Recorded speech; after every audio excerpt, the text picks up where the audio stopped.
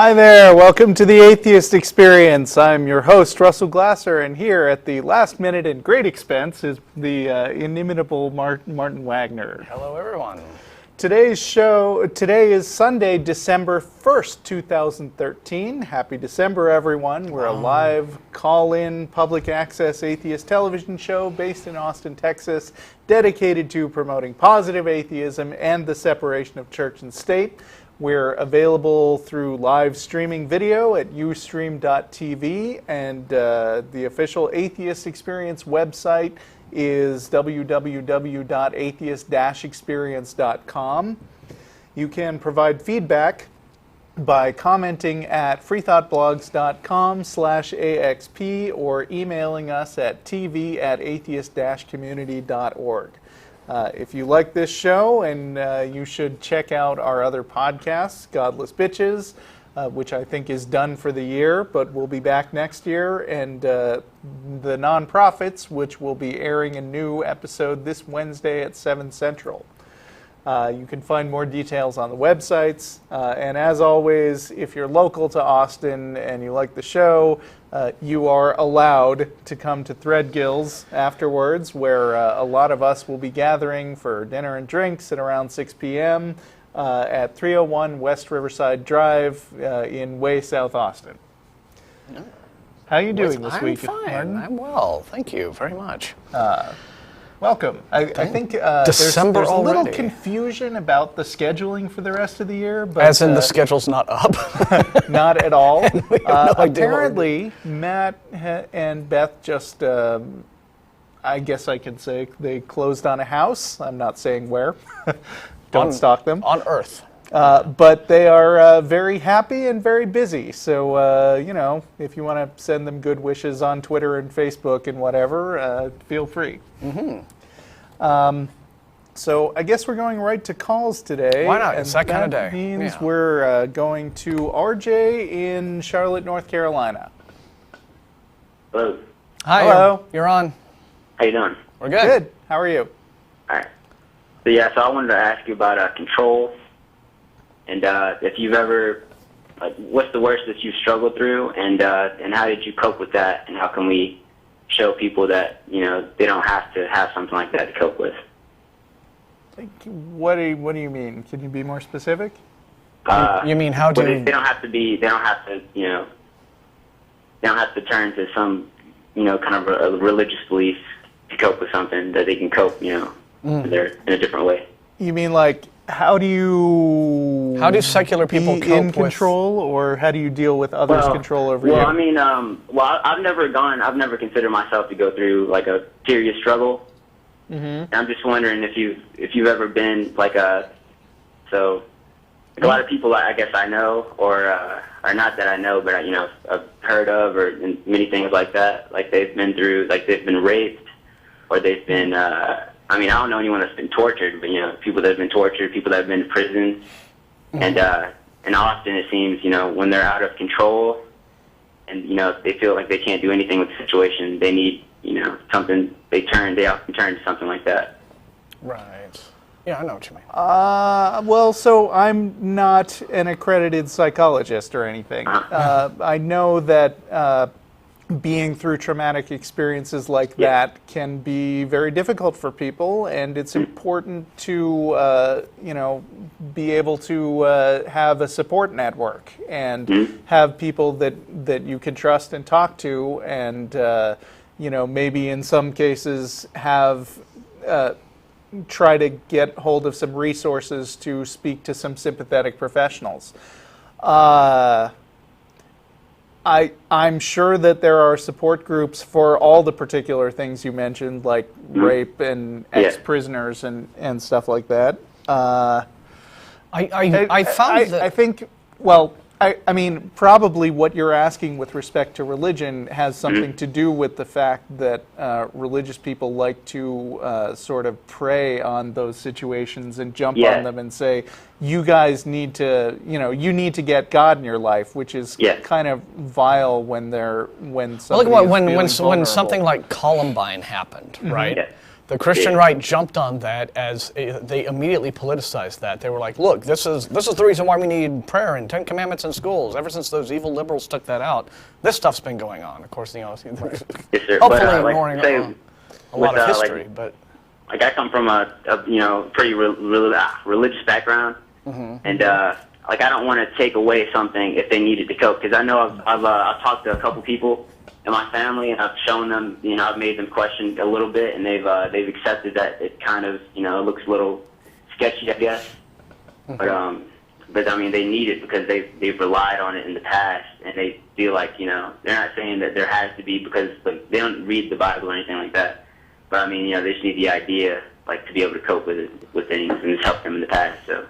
Well, yeah, if that's what you're used to, and if that's all that you've had to fall back on up to that point, it's understandable that would be what they fall back on. I think that the best thing to do, though, as a secular person, I mean, you don't want to like take away the safety net they've got, because if nothing else is there to replace it with, that's going to be very confusing for somebody who's used to that. So the best thing that you can do as a secular person is just, in your own actions and in the things that go on in your own life, just show how it is that you deal with the same kind of problems or similar problems, on your own, without recourse to religion or faith or praying or whatever, the religious people might do. And just provide yourself as an example of how, look, there are other ways, there are secular alternatives, there are ways in which non-believers struggle with grief and with terrible events that have an emotional, psychological impact on your life. There are ways to do it. Everyone's a lot different. People have different experiences and different ways of coping with things. But yeah, the message that religion isn't the only coping strategy is very much an important one, I think, to put out there. And a lot of some of my own experience has shown me that I've just been able to see how very, very religious friends of mine and family members have gone through certain circumstances in their lives, but having the religion to fall back on didn't necessarily provide them with answers or guidelines or ways to get out of their situation or ways to improve or ways to actually fix what was messed up in their own lives that they weren't addressing, right? So there are any number of ways, and you can say there's not just a one-size-fits-all answer for a crisis that you might face, and I think that's the bad message that religion puts out there, is that if you just surrender all of your troubles and your problems to God, then they magically kind of go away. And if you pray and if you're devout and if you do all these things, just put all of your burdens on the Lord's shoulders and voila, it's like magic. It's you. But that's just not, it's not true and it's not fair. You still, at the end of the day, have to deal with what's going on with your life. If you were put into a situation, because honestly, I mean, I don't know what I'd do, because, I think most people push the ideas or those kind of scenarios out of their heads. But if you were put into a situation like that, how do you think you would cope with it? And do you think, like, because with me, I don't know, what I would do. So, I personally don't think that I would turn to the comforting make-believe stories. But the thing I do want to say is that I'm not the kind of atheist necessarily who thinks that religion is pure evil and must be stamped out at all costs. I don't think it's generally a positive net influence, but one of the things that I've always thought that religion does do effectively is provide the sort of support network that I was talking about. And it does it very selectively. I mean, it does it by creating an in-group, and by extension, there's going to be an out-group that they generally don't care for in the worst instances of religion. But I mean, one of the things that having a church group to go to will provide you is a group of other people that you can talk to and who will probably often have empathy. And I'd be lying if I said that atheists don't have a long way to go to provide a similar network of friendly and caring people. And I think that that's important, and I think I'm lucky enough to have a lot of good friends that I think I would turn to, and I'm very fond of my family, and I think that they would help me through that sort of thing. I think that's good, And I think that society could be doing more to provide like mental health services and things like that. Another thing I wanted to get at was with rape. Say when people are raped, because I've known someone who was raped in the past.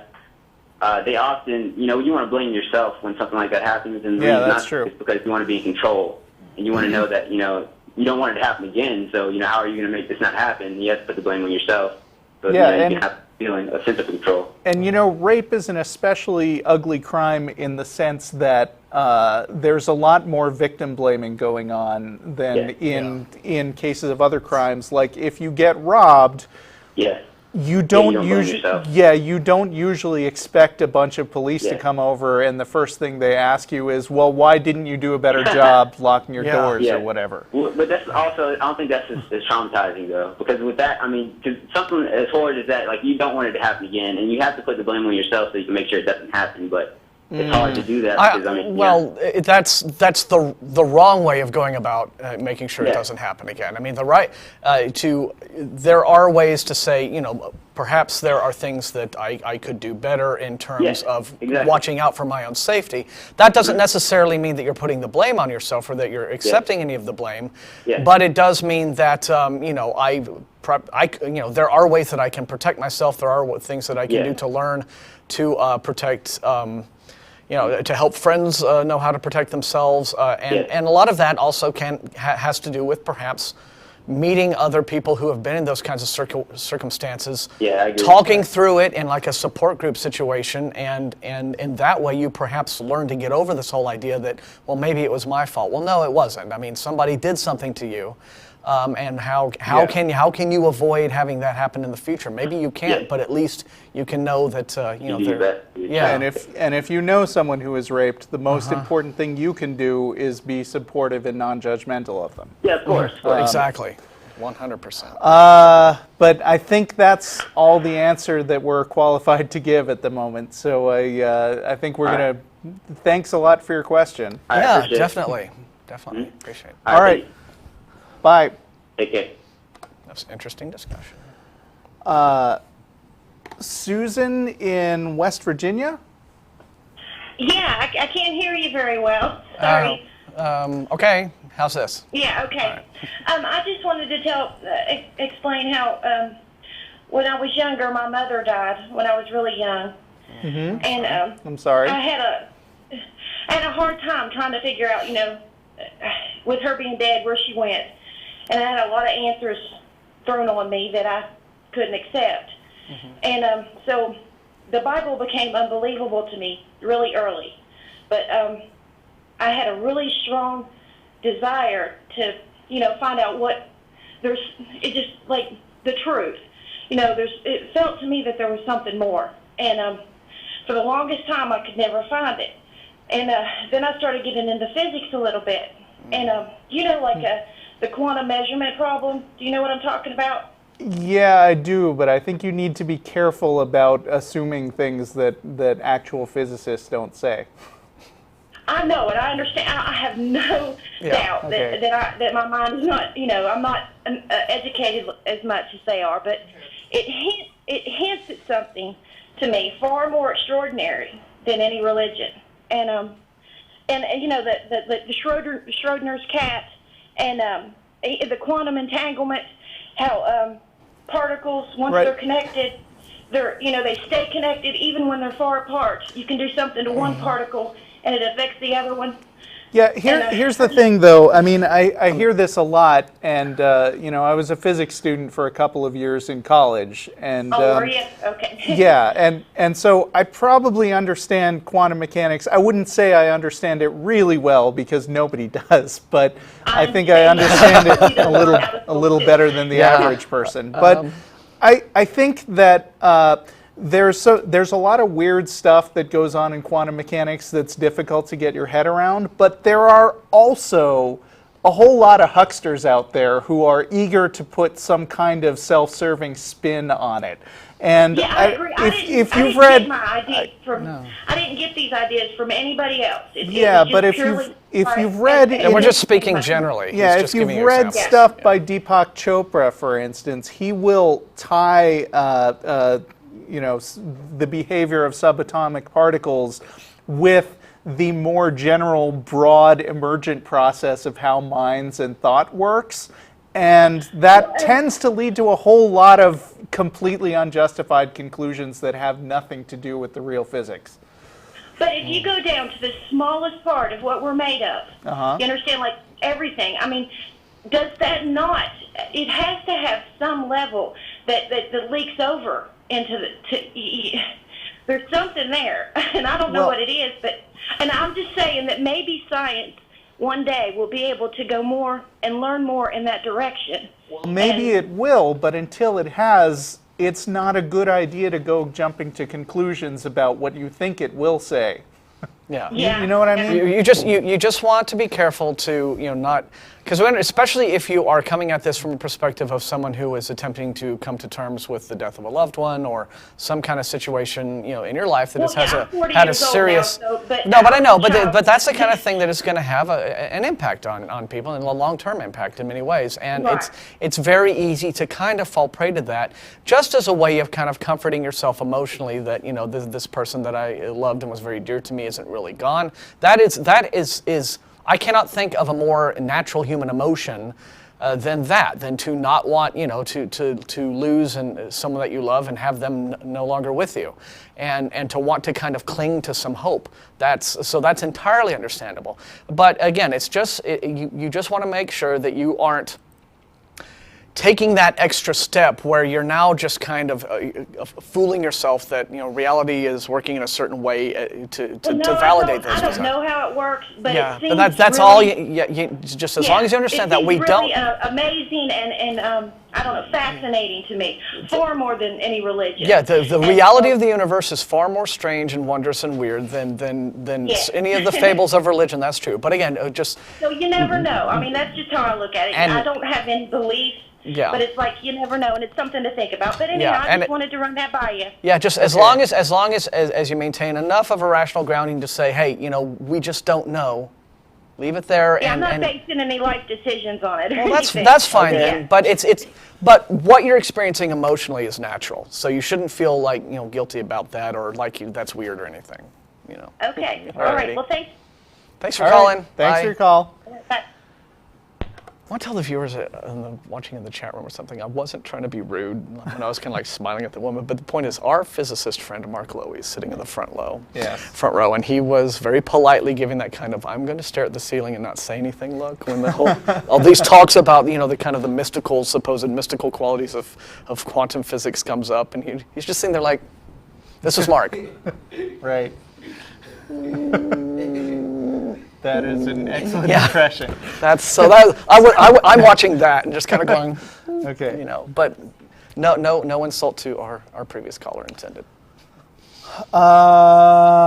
Phillip in Sherman, Texas. Hey guys, am I on? Yes, you are. All right, awesome. Hey, so my question, I was kind of thinking about this recently. I was thinking about it, and atheism is basically a view on one subject, whether or not God, whether or not one believes in God, basically. And why would that have any effect on other beliefs? Like, theoretically, you could be pro-life and an atheist. I know some pro-life atheists. Yeah. Not very many. That's kind of my point is there's not very many of them. And, there's a couple like Christopher Hitchens who are conservative, in economic matters. But, for the vast majority of atheists are liberal. Why do you think that is the case? It's true just empirically. I think that atheists voted something like 70-something% for Obama and Kerry in the last few elections. Not to say that we all like them equally and well, but right. With a two-party system, it's usually disclosure. I did. I think it's. You are correct that it's not necessarily the case that that it's incumbent on an atheism to side with a particular political position. But at least here in this country, the Republican Party has very firmly hitched their wagon to the religious right. And while there are a number of conservatives who don't necessarily identify with that, I think if you just look at the primaries for the last election, like there was a moment in the debates where every single candidate was asked, "What do you think about evolution?" And I think but one of them was like, "Well, you know, waffle, I believe waffle. Yeah. I believe what the Bible says." And that was a solely religiously based question, right? That was a question specifically asked to kind of send up sort of kind of a weather flag to see where their religious loyalties lay. Sure. And there are a lot of positions where there are many different objections, but the only remotely convincing ones are religious. I mean, in my opinion, when we're talking about abortion, for the most part, almost all of them center around the idea that a baby has a soul, because from a straight up scientific standpoint, there's not that much significant difference between like a separate sperm and egg and a sperm and egg that just 2 seconds ago hooked up with each other. Whereas the secular approach to being pro-choice comes from the question of bodily rights and bodily autonomy, and does the government have a right to make a woman's medical decision? And that is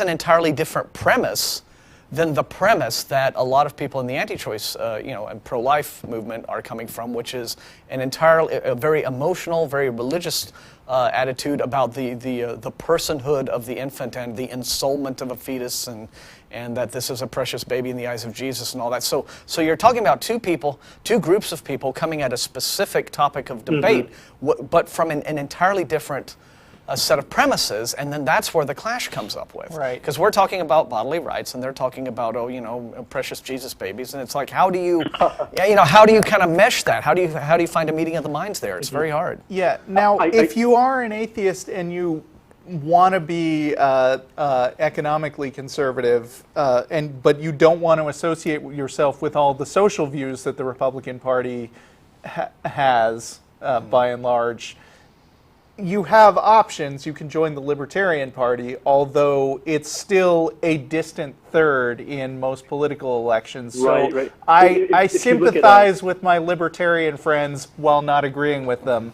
That it can be frustrating to get appropriate representation. Or you can just vote as an independent, go candidate by candidate in terms of whatever your conscience dictates. You don't have to affiliate with a party. That's true. I mean, I've been watching some of Penn Jillette's material, and he's a libertarian. I am aware, yes. Yeah, very much so. And, so he would agree with the social standpoint of liberals, where he would be pro-choice, pro-gay rights, that kind of thing. But then also at the same time, he would say, don't tax the rich, pure capitalism, that kind of thing. Okay. Well, okay. Well, we're not going to get deep into those kind of political discussions because we feel like it's outside the scope of the show. I understand, yeah. Or it could just end up dominating the rest of the episode. or that, yeah. There's that factor. Thank you guys so much. Yeah. Okay. But sure. But one more point I was going to make is sort of like why, generally, do you tend to find atheists, particularly in America, leaning more liberally politically? I think is also that they're the social issues. The way in which American conservatives lean, and Russell kind of addressed this. I mean, they're very affiliated with the religious right, but also politically. If you look at, for example, take anti-gay attitudes, right? Well, I think that most conservatives get those from their religious teachings, for example. Also, attitudes towards like women's rights and gender roles and things like that. You start out being taught a certain set of beliefs in a particular religious upbringing, and then you embrace those as an adult, and then those inform your politics. And so if you grow up with these kinds of views about gender roles and gay rights and what have you, and whether homosexuality is a sinful thing, those if you are leaning that way politically, and then that becomes, a general conservative attitude, then as atheists, if we're the ones who are opposed to those belief systems anyway, then naturally we're going to take the opposite view on those social issues, simply because we're rejecting the belief system generally. And part of a belief system, what really aggravates us sometimes is when there are some atheists who don't like these ideas coming up. They don't like to be brought into discussions about social issues. They think that's completely outside the purview of atheism. And we get, every once in a while, like on a forum, you'll get somebody who will complain. It's like, what's all this feminism or gay rights or whatever got to do with atheism? And it's like, well, because it all kind of comes together as a big gestalt, right? I mean, people who believe in God just don't sit around going, well, I believe in God, and they don't leave it at that. That informs what they do in all aspects of their lives. And so, it's a much bigger tent than some people want to accept, I guess. Right. So you would say that first comes the social issues, and once they've been indoctrinated into those views, then they would adopt the views of the entire party, being, I don't know. Yeah, I mean, I don't think they're necessarily, they would have to be connected. I mean, certainly, to throw out an example, the current Pope has been raising some hackles by talking about Jesus and the poor and stuff, which isn't something you hear much from Republicans currently. Right. But earlier in the show, I was talking about religion as sort of a support network, and when you get in with that in crowd, maybe one of the downsides of that is that you're pushed towards sort of a complete package of political beliefs that are basically just groupthink to some extent. Okay. Very good. Well, thank you guys so much. Right. I'll let you get on to the next caller, and I do really enjoy the show. All See you right. later. Well, we appreciate it very much. Thank you. All right. Bye. Bye. Mateo in St. Louis, Missouri. Hey, how you doing there? Is this Russell? Yes, it is. Hey, I called last week. That's right. I remember. And You called at the I picked you up after the show, and I right. immediately said that I need to take your question during the show. yes, you do. So I got out of church early today just so I could call you guys up. Okay. Hope the pastor isn't listening. So You should hope he is. I mean, you're going to be a good representative of the religion, right? This is all on video, so, yeah. Anyway, you guys are pretty rational. I'm a big fan. I watch it all the time. Thank you. Why, thank you. And you guys are a couple of juggernauts over there. So I like to think we're really nice juggernauts. yeah, you're inexorable forces, against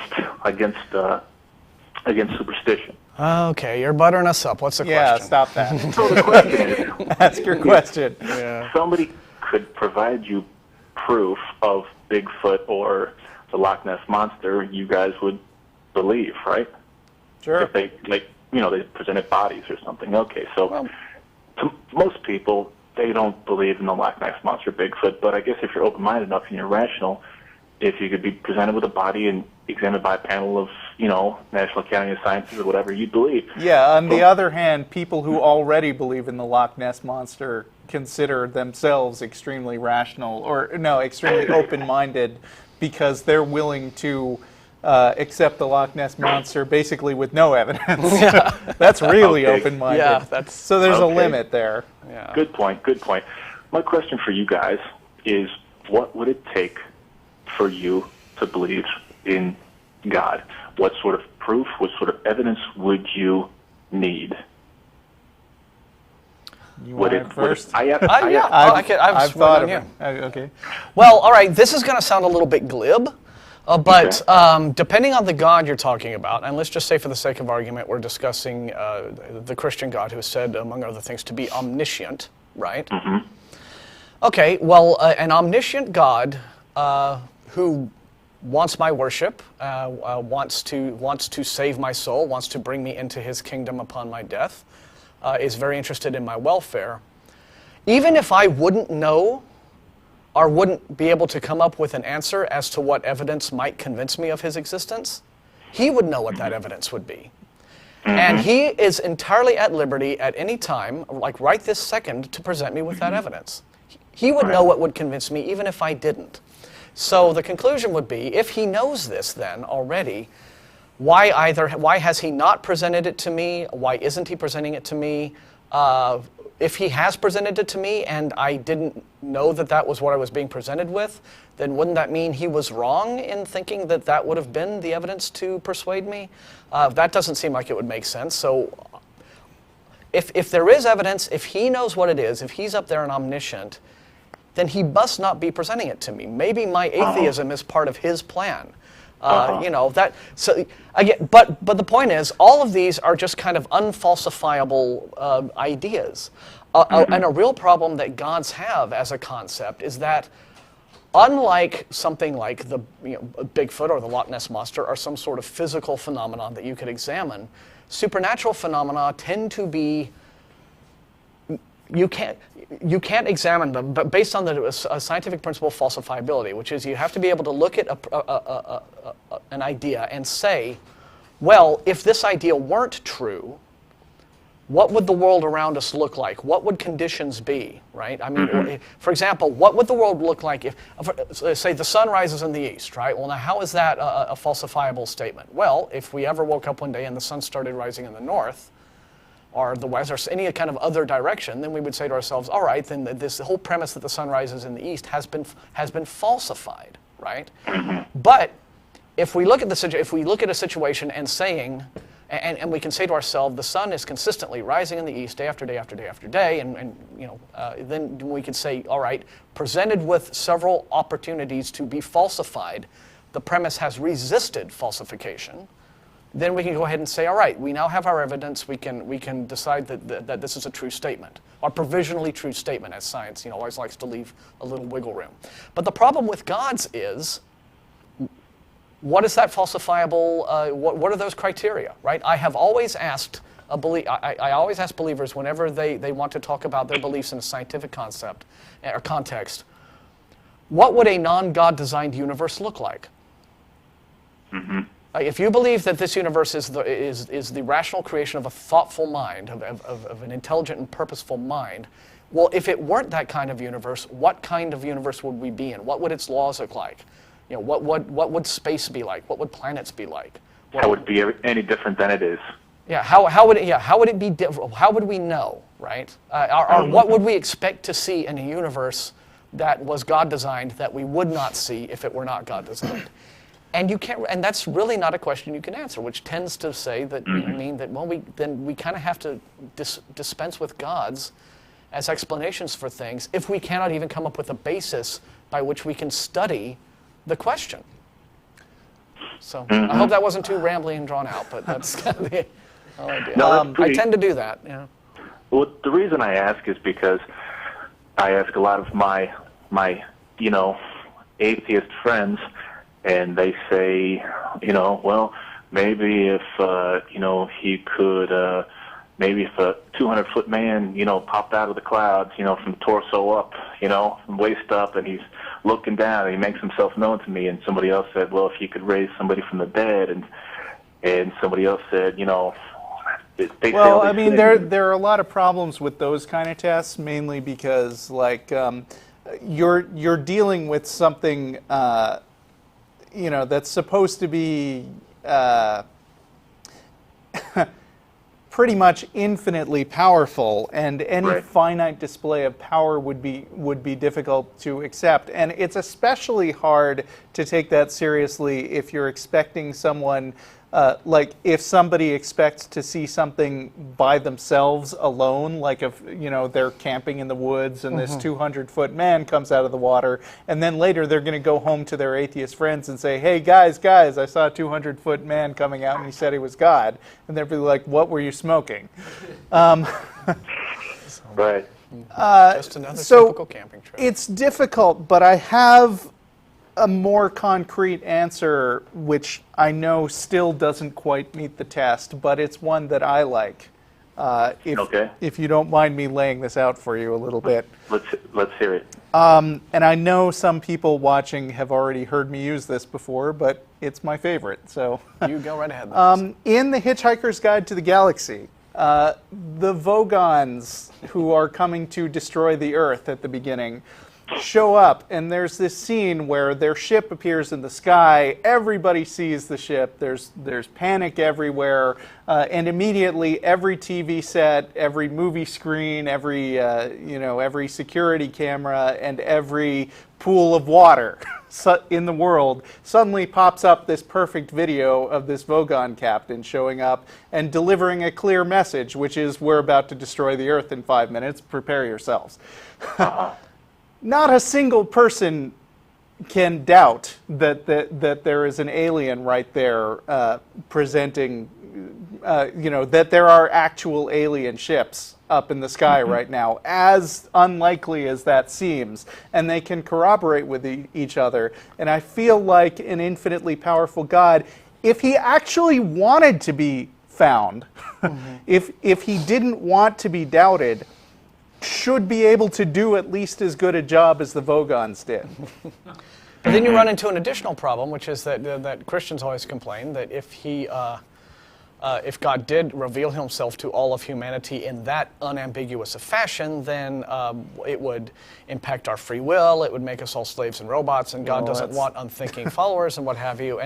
And I'm always puzzled by that, because then I have to bring up Saul's road to Damascus experience, where God not only revealed himself to Saul, but he basically forced himself upon Saul. Supposedly. That's according to the story, right? I mean, he did everything practically, but grab him by the scruff and drag him off of his donkey and beat him up, right? I mean, he really made his presence known to Saul. It was a direct encounter conversion, as the story goes. So I'm like, well, if what was good enough for Saul isn't good enough for me, why not? I mean, if the road to Damascus experience was true, and that was an unambiguous revelation of God, of his existence on the part of God to not only someone who was an unbeliever, but an active persecutor of the followers of Jesus, then no reason in the world why the same treatment might not work on me, assuming the story's true. Yeah, because it's a little weird that we're expected to now read this book that hasn't been updated in 2,000 years and read the story that somebody who we don't know wrote, that some guy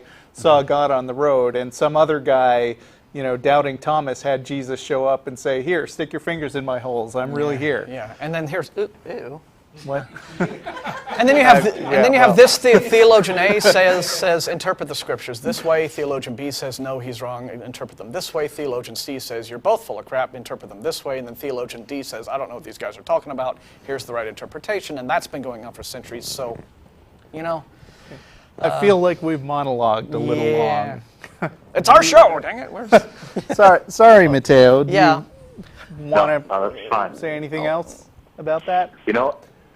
I think you guys have answered my questions pretty well. Okay. But I was hoping to hear something, something, I don't know, like a 200-foot tall man or something. Well, you can see why I'd be skeptical about hearing somebody else's experience with that, right? Sure. And I mean, I think you can probably understand that from our point of view, it's an incredibly unlikely claim that requires a lot of backup. Like, I could equally well ask you, what would a Muslim God have to show you to convince you that you've been following the wrong guy all the time? He would have to disprove everything in my holy book. Okay, so that's a pretty tall order to fill, wouldn't you say? Yeah. Right. We're coming from the same place. I don't know, but for God, would it be that tough? That's what we said. That's the point. Yeah. I mean, Right. if I wouldn't know what evidence would convince me, an omniscient God would. Right. That's very good. Okay, I'm going to think about that. I'm going to go ponder that. So your pastor will be proud of you. Yeah. But feel free to call back anytime after you thought about it. I'm going to think about it. I'm going to give you guys a call back. Okay. Thank you very much. Awesome. I'll talk to you later then. Thanks Bye. for calling, Okay. Mateo. God bless you. Thank you Bye-bye. for the sentiment. Yes.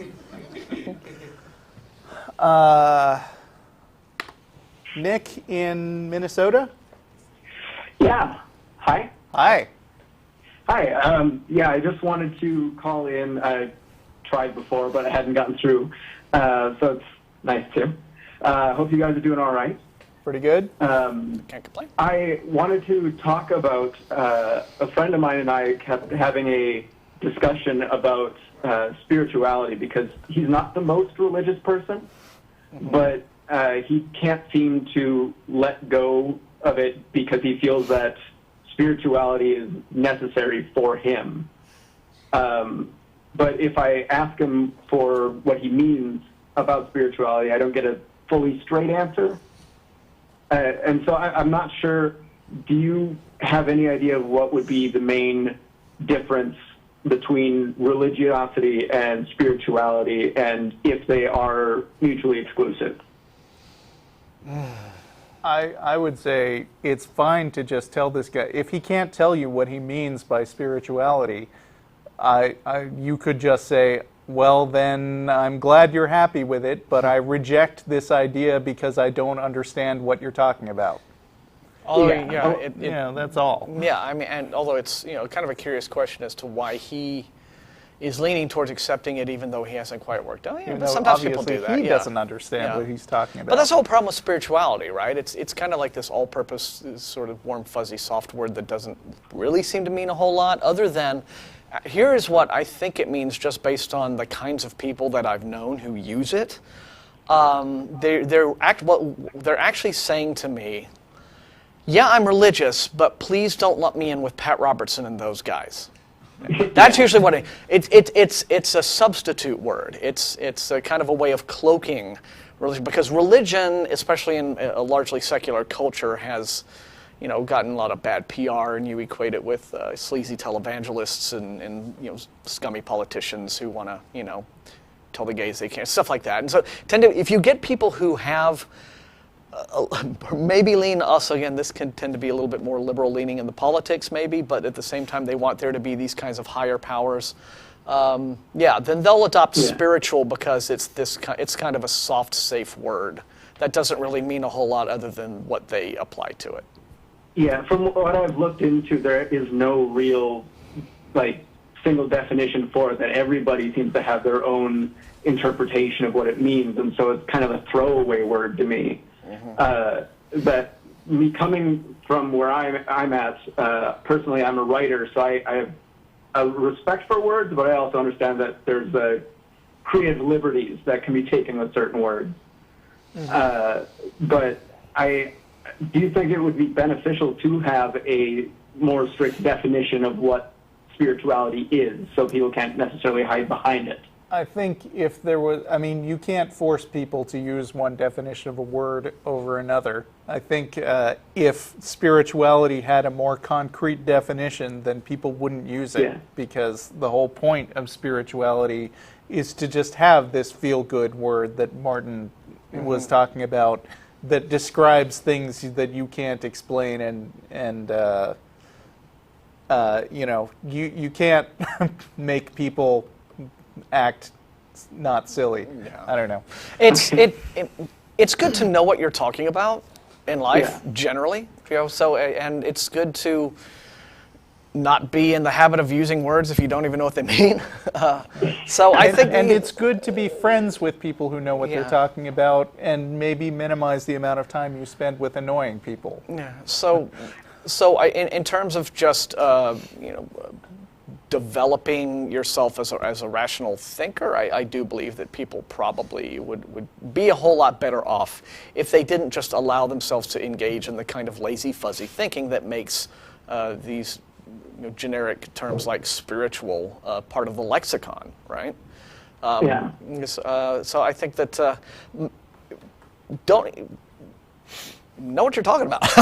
Just at least at a baseline level, just know at least what it is you're talking. Even if you're wrong, right? Even if your ideas are wrong, at least try to formulate an idea that you can kind of grab a hold of and mold into something solid. Yeah. Well, that's about all I had. I hope the rest of the day goes well for you guys. Thank you. You as too. You as well. All right. Take care. All right. Bye. Speaking of the rest of the day, we're about 15 minutes from the end of the show, and just want to remind locals in Austin that the after show dinner at downtown Threadgills is always a rollicking good time, if I say so myself. Is that what it is? That's what it is. It's a rollicking Yes. I good define time. it to be a rollicking good time. I thought it was a roaring good time. Oh. Heretic. It's just my interpretation. You shouldn't oppress me with your Ricky dogmatic in the views. Virgin Islands.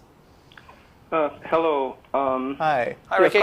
Yes, a couple of weeks ago, someone called about a Slate magazine interview in which Richard Dawkins supposedly minimized child sexual abuse, and I'd like to come to Professor Dawkins' defense. Okay. I haven't seen that interview, but Dawkins did address this issue on a podcast of the Thinking Atheist, and he said that to make a big deal out of his own childhood experience would be to minimize the experience of other children who were severely traumatized. By child abuse? Yeah, I remember. Russell, you said that Dawkins is free to speak from his own experience, Right. and that's exactly what he did. And I think people have been reading this wrong. And the fact is, he wasn't traumatized by his experience, and I think it's reading too much into his memoirs to think that he is speaking for all abuse victims. Well, I mean, it's not necessarily anything to do with us, but I mean, yeah, it's. I do believe that it is when you're a public figure like that, you are in the position of having sometimes to be very, very careful about some things you say, and I think that Dawkins, like a great many other public figures, has occasionally maybe said things off the cuff that, and sometimes he has said things that were extremely. And perhaps not deliberately insensitive, but came from a position of real ignorance on a subject. Sometimes he gets misinterpreted. Sometimes I think he is criticized in a valid way. Being a prominent public figure, and we need to be very careful about this in atheism, doesn't mean that your views are above criticism. It doesn't mean that, Yes, especially of course, as for us. atheists. Yeah, I mean, especially as atheists, we need to be very, very careful not to put people, including very prominent and respected people, on pedestals, and that I think can. When people have expressed really, really serious disappointment in some things that, for example, Dawkins or maybe Hitchens has said in the past, or that they really disagree with, sometimes I think the severity of their disappointment in him may have come from, mistakenly perhaps putting that person on a pedestal, and then when they reveal themselves to have human foibles, they really lash out at that. And I see Dawkins as being like anyone else. He said some things that I think have been very educational for me. I've learned a great deal about biology and evolution from him. I certainly do not disagree with him on all social issues. Sometimes I think he takes some more flack than he deserves on charges of, for example, Islamophobia. But at the same time, I think that he has made some very offensive and inappropriate comments of a sexist nature. So, people can have right ideas, wrong ideas, no matter how famous or well-versed they are in their field. Yeah. Let me say this, though. Dawkins' original comment was kind of clumsily worded and definitely lent the impression that he was minimizing the problems of child abuse. But I'm seeing that he has since, like you're saying, come out on this other show and specifically clarified what he was talking about and apologized for it. So I think that whether or not he said something that sounded dumb at the time, I'm a guy who respects the value of a good and sincere apology and clarification. And I think, and I'm going to read what Dawkins said right here later. He said, if I'm wrong about any particular individual, if any of my companions really was traumatized by the abuse long after it happened, if perhaps it happened many times and amounted to more than the single disagreeable but brief fondling that I endured, I apologize. I don't know, that's kind of a middle of the road, I'm sorry if you were offended. But at the same time, I appreciate that that he made a point to come out and say, yeah, there are victims of sexual abuse who should not be minimized. So to the extent that he's fixed the record on that, go Dawkins. Okay? Yeah, I think so too. And as far as worshiping people, as part of growing up, I learned from experience that worshiping anyone other than Jesus was bound to end in disillusionment, and then Jesus disillusioned me. So, yeah, that's a pretty hard one to come back well, from, then right? they had it all right except one. yeah, and Adam W. addressed this issue on Free Thought blog, so if people might want to take a look at that. Yeah, Adam Wingard, he's a good guy. Okay.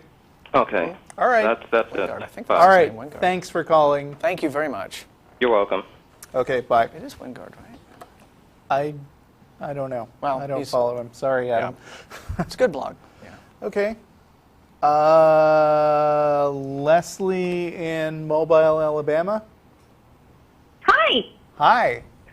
Hi, Martin and Russell. Hi. I'm really glad you guys are the host tonight. You're absolutely adorable. And Martin, you were kind enough to respond to an email of mine back in September, and I appreciate it. Martin is totally adorable. Who could disagree with that? Yes, you're totally adorable. And Martin, are you Canadian by any chance? Why? Just because I'm so polite? Is that what you think? You're clean, you're polite, and you say... Oh, I'm clean. Unlike this filthy Texan pig. No, I just I what can I say? My mama raised me right to be adorable. Okay, well, I have And a I quick take my adorable question. pills every day. I called back in September, and Matt and Jen freed my mind. They made me realize I'm an atheist, and I'm thrilled. My other issue now, though, is I'm incredibly pissed off at everybody who ever lied to me about religion, and you guys are so relaxed and groovy. I was hoping to get what your opinion is on how to deal with that. Like, Well, after you've killed everyone, then you're fine, right? I mean, it's like, it's a very relaxing thing. You can just be like, you can be very zen at that moment. It's not a problem, right? The atheist experience is not officially don't killing people. well, I ate the baby you sent me, and I've got my membership card. There you go. Yeah.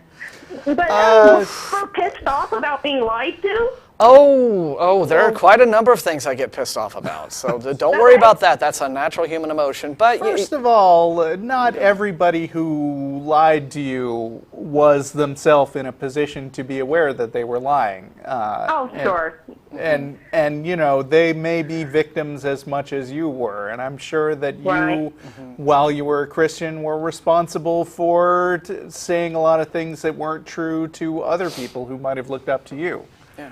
Right? And if you Nobody are, looks up to me, don't worry. Oh. and if you are, and if you're a person who sincerely, genuinely believes that there is a hell and an afterlife, and that as an apostate or an unbeliever, that you're going to be tortured there after you die, then you would have, a duty to try to warn the people that are near and dear to you to avoid that horrible fate, right?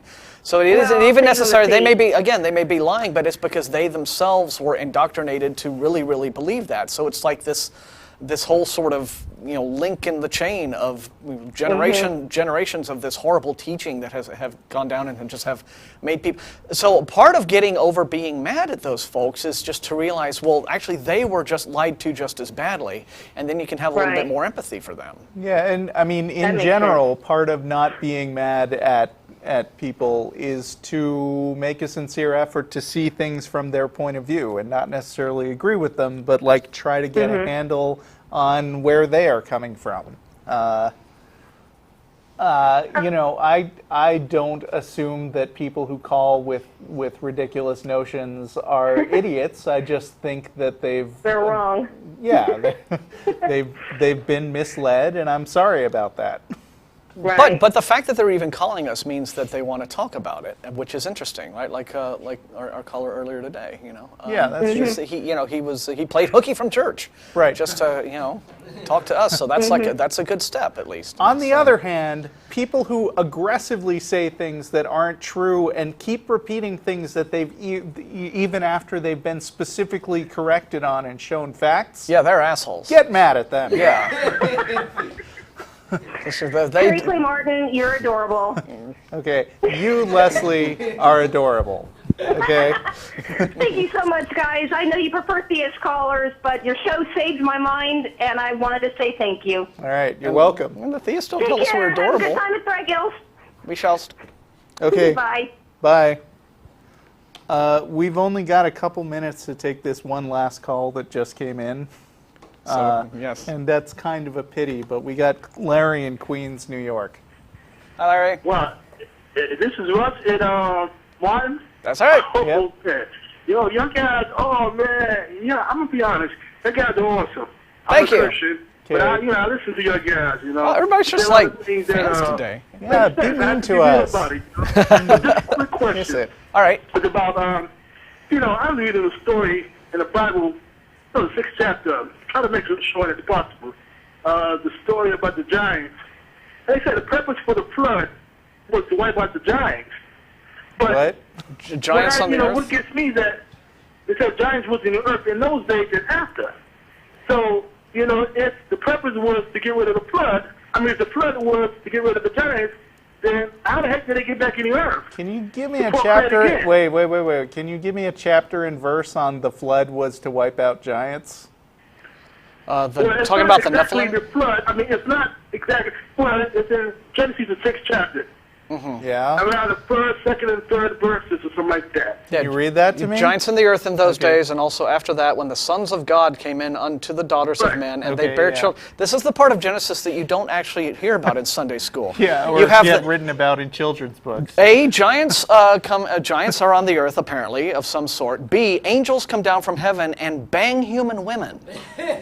I didn't learn that in Sunday school. I'm like, awesome, okay, fill me in, and that's what's going on here. Yeah. There's a lot of takes on that, and I'm like, okay, which version or which theory is right? I would not purpose was to dignify get- that. I would not dignify that by calling it a theory. Yeah, it's It is got a bunch of junk written down in a Okay. book by people Yeah. who didn't know any better. Yeah, these are what are known as ancient legends. The Greeks had Okay. them, the Romans had them, the Sumerians had them. This Yeah, is you all- want to And the read Greeks some too as well. crazy stuff? Go look up like Dionysus. He's my favorite god. Yeah, at least, all the Greeks at least had the courtesy to let all their gods be a bunch of raging drunks and Yeah, brawlers sure. and things like that. We're out of time. I'm sorry. But thanks for the call. It's a good way to end, I guess. No problem. I'm admit it. I like your guys. The guys are good. Thanks, man. All right, Thanks see for you. calling. Thanks everyone for watching, and we'll see you next week. And thanks, Martin, for joining us. Thank you. It was fun being adorable on television with you, Yes. as always, Russell. Bye. Bye.